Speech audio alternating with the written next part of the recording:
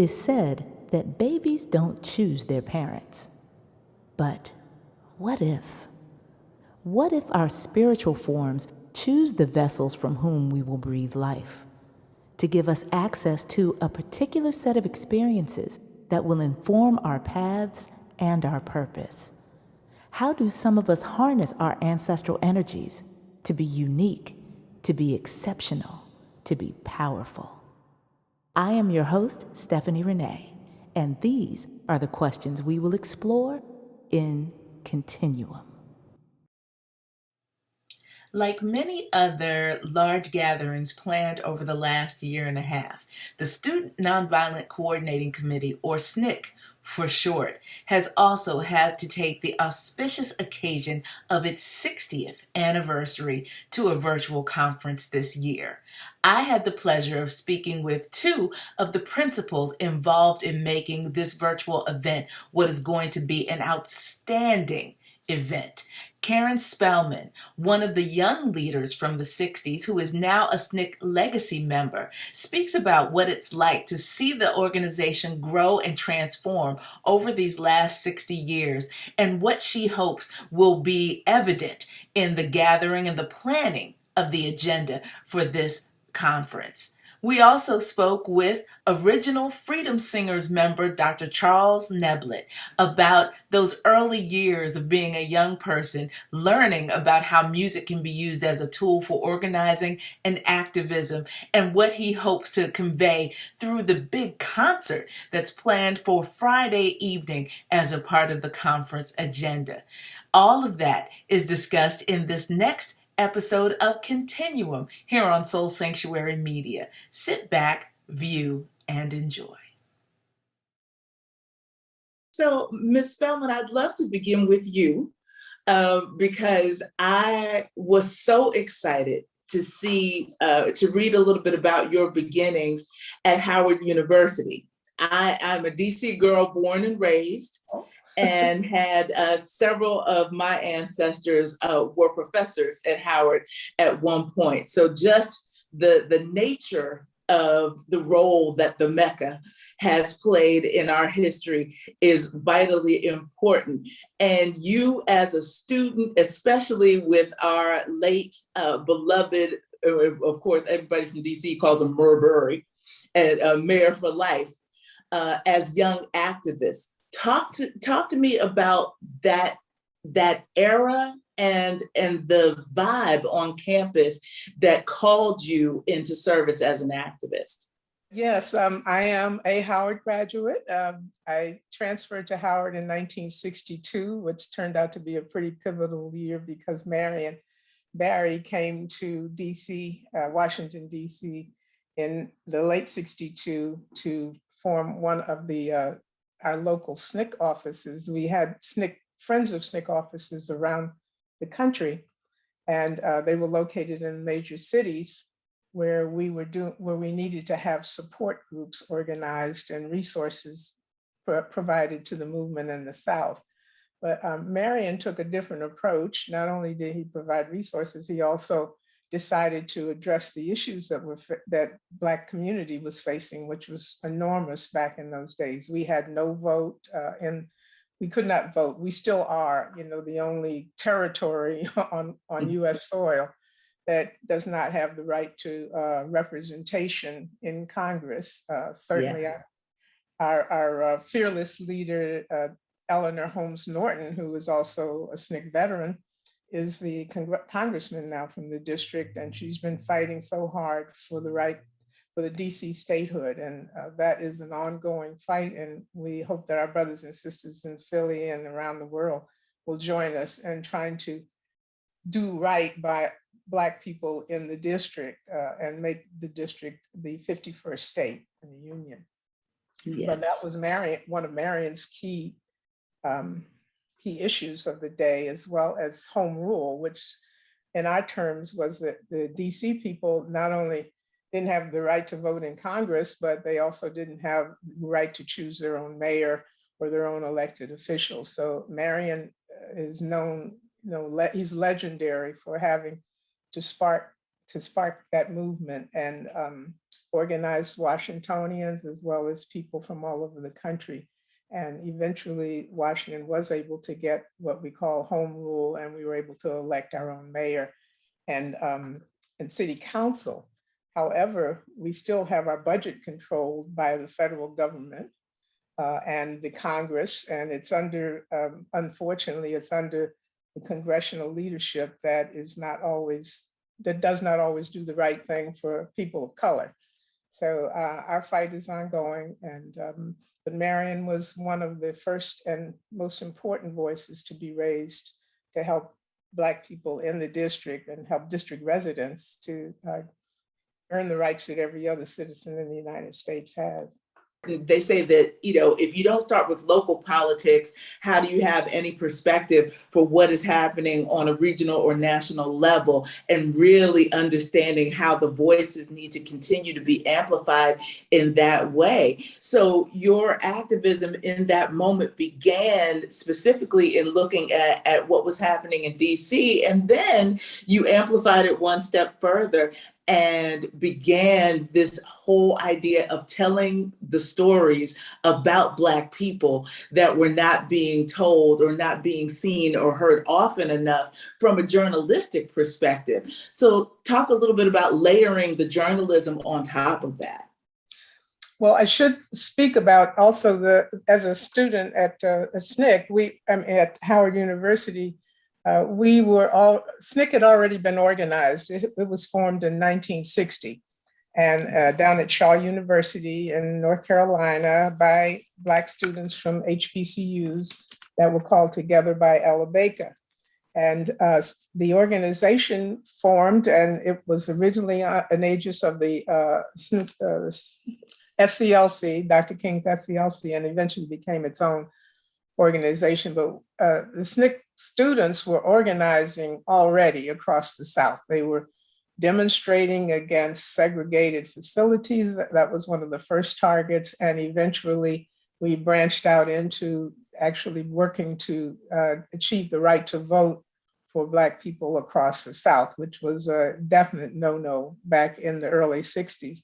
The students, as a student at Howard University, I was able to meet people who had already begun working in the South, and there were students at Howard University like Stokely Carmichael or Kwame Ture and Cleveland Sellers, Charlie Cobb, Muriel Tillinghast. Just I could name a lot of this early SNCC leadership matriculated back and forth between Howard University and organizing in the South. Yes. A lot of us didn't finish until years later, but a lot of us did manage to get our degrees. But there was already a hotbed of discontent at Howard University when I arrived in '62, and we had our own organization called the Nonviolent Action Group, or the acronym was NAG. And NAG had been holding desegregation demonstrations throughout Virginia and Maryland and in the district, because in the early 60s, things were still segregated, even in us up north people, as we used to call ourselves. Yes. So the national interest was there when Marion came to DC. It was that the local interest became the target of a lot of the SNCC organizing. In addition to, we did so many support demonstrations in Washington to help amplify the message and to call attention to any action that was going on in the South that was dangerous to those of us who were organizing. So I've gotten arrested. I got arrested sitting in at the Attorney General's office or in front of Congress because we wanted to draw attention of the country to what was going on in the South. And so that was another major function of the local Friends of SNCC offices, and certainly Washington, DC was among those. All of the different components that were so key to the success of the fight in the 60s for civil rights. And Dr. Neblett, I want to bring you into the conversation now, because there are so many artists who question this purpose that they feel they have in their lives to sing and to engage with people in times where there is such civil unrest and a need for change. So talk to us about what it was like for you as a young man with this wonderful voice who joined together with other vocalists to support what was happening on the activist level on the ground. Well, first of all, I didn't want to sing. I was working in Mississippi and they had song leaders all over the South. And they pulled all the song leaders together in Chicago at McCormick Hall, and for a fundraiser. Mm-hmm. And I happened to be there, and I was a music major. And everybody was singing the same songs, but in different ways. Georgia sang it differently than Mississippi, sang the song different, the same song, but it's singing, differently. Yes. And I got it together with them and put together a bass line. So all of them would sing at bass line added the rhythm and the bottom. Yes. And we all got together. We did a pretty good job. But we all went back to Mississippi and started working. And they called me up. They wanted me to sing. And I want to stay with my project. And Bob Moses told me, he said, what are you going to do with that singing group? Will be just as important as what you're doing here now. Mm-hmm. And then I decided to go. And it was people from Albany, Georgia. It was song leaders. Bernice Reagan, great song leader. Cordell Reagan, great song leader. Ruther Harris, great song leader, and myself. We rehearsed for about a week and we hit the road. And we sang everywhere. Carnegie Hall, the folk festival, the jazz festival. And what we did, we told a story of what was going on in the South. See, we looked upon ourselves as not singers or entertainers, but as organizers. Yes. We organized support groups. We just kept organizing and telling a story. And everywhere we went. And that was the main mission, was to tell the people, let them know what was going on in the South, organizing support groups, Friends of SNCC, all over the country.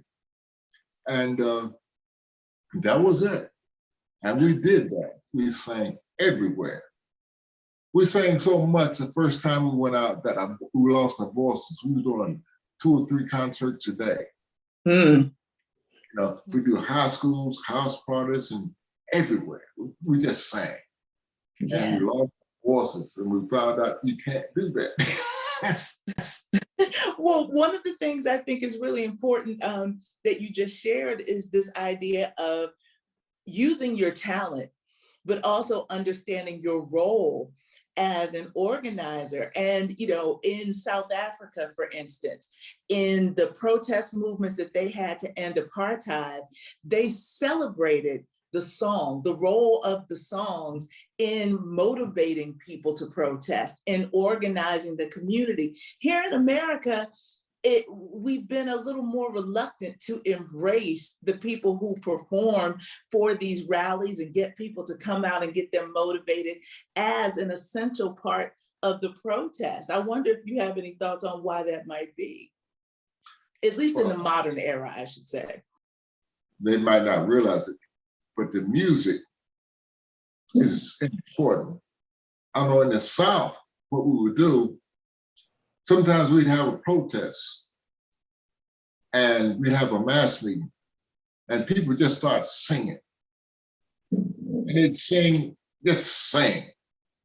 And when the time becomes the speaker get up and speak, all he had to do is say, let's go. Because the people were ready. The singing, the music got the people ready. They knew what they were gonna do. But that music got them ready to do it. It got them ready. Yes. and ready to walk out for in front of dogs, billy clubs, and anything. When you got through singing, I ain't gonna let nobody turn me around. I'm gonna keep on walking, keep on talking, walking up that freedom land. And people just sang and sang. And they went out and met those billy clubs and met the dogs. They met anything out there because they were gonna let nobody turn me around. Ms. Spellman, I'm coming back to you because here we are now with SNCC presenting a 60th anniversary conference. All of this history that you and Dr. Neblett and other activists have contributed to now helps to write a blueprint for a new generation of young people who are also, unfortunately, in some ways, in the same shoes that you were in as a young activist and organizer. Tell us a little bit about what people can expect from this virtual conference. Celebration, yes, but also a kind of a directive on how the next generation should continue to carry the torch. I do want to mention that the SNCC 60th anniversary conference is going to be held this coming weekend. It's on Thursday, Friday, and Saturday. And we'd like to encourage as many of your listeners and folks that see you online to register to attend. We have an intergenerational focus or multi-generational focus. SNCC Legacy, which was started in 2010, was formed specifically to work as an intergenerational organization, bringing the stories and lessons and interpreting the history of the civil rights movement so that young social justice activists could have a better understanding of what took place and try to see themselves in that role in the current and present danger that we face as Black people and people of color across the nation. And that has been our purpose for the past 12 years. And we are carrying that over into our SNCC 60th celebration. We had planned to do this 2 years ago, but the COVID virus prevented us from gathering because SNCC folks love to gather, and we gather every 10 years and we tell stories, and sometimes we lie, but most of the time we, right, Chuck? But most of the time we're very serious about trying to impart what we have learned as movement activists. Chuck, we call Dr. Neblett Chuck. Yes. Chuck not only was a wonderful singer, he was a hell of an organizer. His work was in projects. We were on the ground grassroots organizers. And I think our main message to all the young social justice activists is that you have to do the hard work. The organizing is as important as the demonstrating and the marching. We've got to work with our people in our communities to help all of us raise the standard that we're now having to deal with respect to politics. And this year coming up is what they call an off-election year, but it's one of the most important election years that we'll face and they will face in their lifetimes, because if we lose the Congress, then we lose the right to legislate for the next 2 years. So this particular SNCC 60th, while we will celebrate our music and our verse and our culture, the culture of organizing, we're also looking very, very carefully at what needs to be done to organize politically over the next year, because we're almost at a new election. So we have voices from both our generation and from the current social justice movement generation who are doing amazing, marvelous organizing work that needs to be supported by those of us that are, we should call ourselves senior citizens now, Chuck. And to make sure, say, I'm not claiming that, right? Because we want to make sure that everybody understands that they have a role to play.